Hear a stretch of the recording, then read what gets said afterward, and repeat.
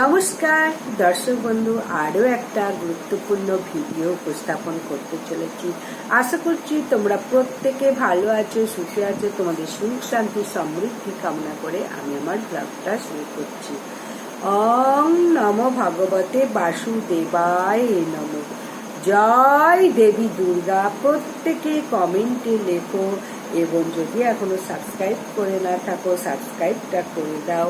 দুর্গা অষ্টমী কবে এবং সন্ধি পূজা কখন, বলিদান কখন, এই সমস্ত বিষয় আমি এখন তোমাদের সংক্ষেপে বলবো। তার আগে বলবো দুর্গা অষ্টমীর দিন কি কি কাজ করবে। দুর্গা অষ্টমীতে অবশ্যই 5 রকম ফল, মিষ্টি, পদ্ম পেলে পদ্ম নাও, লাল জবা ফুল নাও, নিয়ে দেবী দুর্গার কাছে পুজো দিতে যাও, পুষ্পাঞ্জলি। এবং যারা সন্ধি পূজা পর্যন্ত উপবাস থাকবে তারা সন্ধি পূজা উপবাস করে নিতে পারো, উপবাস থাকতে পারো। বলিদানটা অবশ্যই দেখো। এবং সব শেষে বলবো ওই দিনকে 108টা প্রদীপ জ্বালানো হয় এবং 108টা পদ্ম ফুল ফোটানো হয়। সেই কাজে তোমরা অন্তত অংশগ্রহণ করো।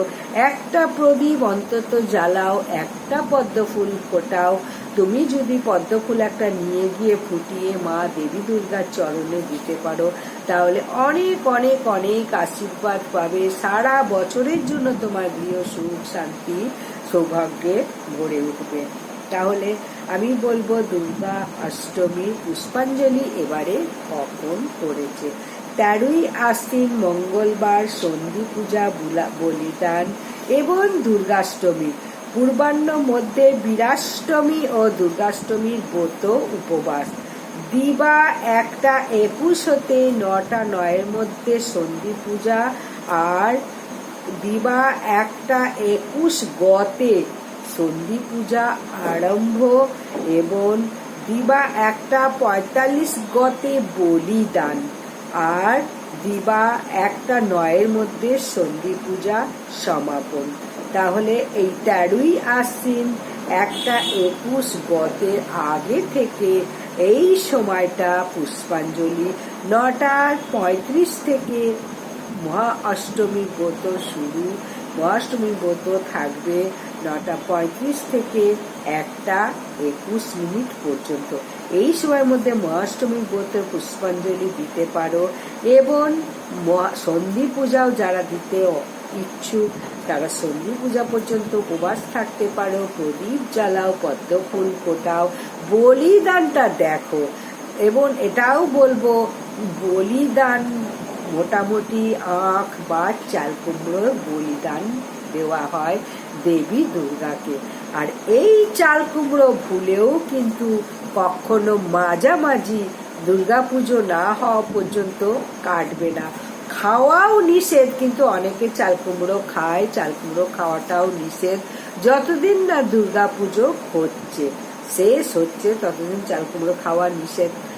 যদি চাল কুমড়ো খেতে চাও তাহলে চাল কুমড়োটাকে কিন্তু কাটতে হবে অন্যরকম ভাবে, মাঝামাঝি কাটবে না, এরকম লম্বা লম্বি কাটবে অবশ্যই। তার মাথায় একটা খোলা দেবে, খোসা, আলুর খোসা, কলার খোসা, যার খোসা হোক মাথা চাল কুমড়োর মাথায় দেবে বোটার কাছে। তারপরে 8খানা করে কাটো। দুর্গাপুজো না হওয়া পর্যন্ত চাল কুমড়ো কিন্তু মাঝামাঝি কাটবে না, আখও কাটবে না মাঝামাঝি। এটা পুরোপুরি নিষেধ। দেবী দুর্গা পুজো হওয়ার পর চাল কুমড়ো যেরকম ভাবে খুশি কাটো, তার আগে কিন্তু ভুলেও চাল কুমড়ো এইভাবে কেটো না। তাহলে দুর্গা পুজো পুষ্পাঞ্জলি কখন দেবে, বলিদান সময় কখন, সন্ধি পূজা কখন এবং ওই দিনকে কি কি করবে সমস্তটা জানিয়ে দিলাম। ভিডিওটা ভালো লাগলে লাইক, সাবস্ক্রাইব, শেয়ার করে দাও।